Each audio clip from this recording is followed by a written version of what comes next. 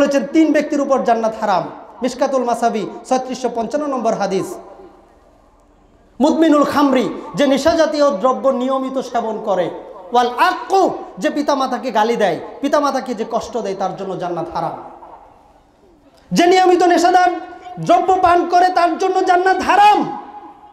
এরপরে যেটা বলেছেন আদ-দায়ুস, যে ব্যক্তিরা দায়ুস তার জন্য জান্নাত হারাম। জান্নাত যদি হারাম হয় যাবে কোথায়? জাহান্নামে। কোথায় যাবে?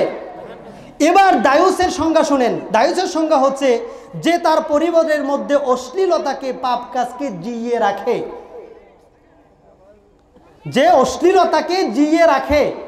আপনারা মাছ যেরকম জিইয়ে রাখেন না পানির মধ্যে, অশ্লীলতাকে যে জিইয়ে রাখে, তার পরিবার পরিজনদেরকে পর্দার কথা বলে না, তার কন্যাদেরকে, তার স্ত্রীদেরকে পর্দার কথা বলে না, পর্দার পরিবেশ তৈরি করে দেয় না, এমন ব্যক্তিকে বলা হয় দায়ুস।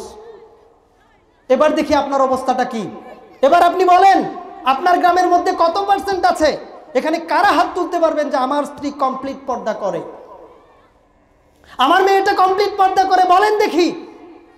60-70 বছর সারা জীবন ওয়াজ শুনে কি করবেন? আপনি কি করবেন? আপনি ফরজ বিধানগুলো জানেন না, কি করবেন আপনি? আমি শুধু স্মরণ করিয়ে দেওয়ার জন্য এভাবে বলছি। দেখুন, আপনাদেরকে আঘাত করার জন্য আমি বলছি না। আমরা এই জিনিসগুলো জানি না। আপনি হয়তো বলবেন যে ভাই বেরাজে দিব, টাকা তো নাই, বিল্ডিং তো তুলতে পারলাম না। ভাই আমার, বিলাল রাদিয়াল্লাহু তাআলা আনহুর কথা একটাবার চিন্তা করেন।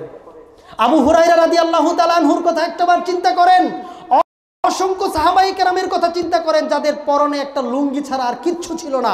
তাদের বউগুলো কি সব বেপরদাই থাকতো? তাদের কন্যাগুলো কি সব বেপরদাই থাকতো? আপনি কি আবু হুরায়রা রাদিয়াল্লাহু তাআলা আনহুর থেকেও গরিব? আপনি কি বিলাল রাদিয়াল্লাহু তাআলা আনহুর থেকেও গরিব?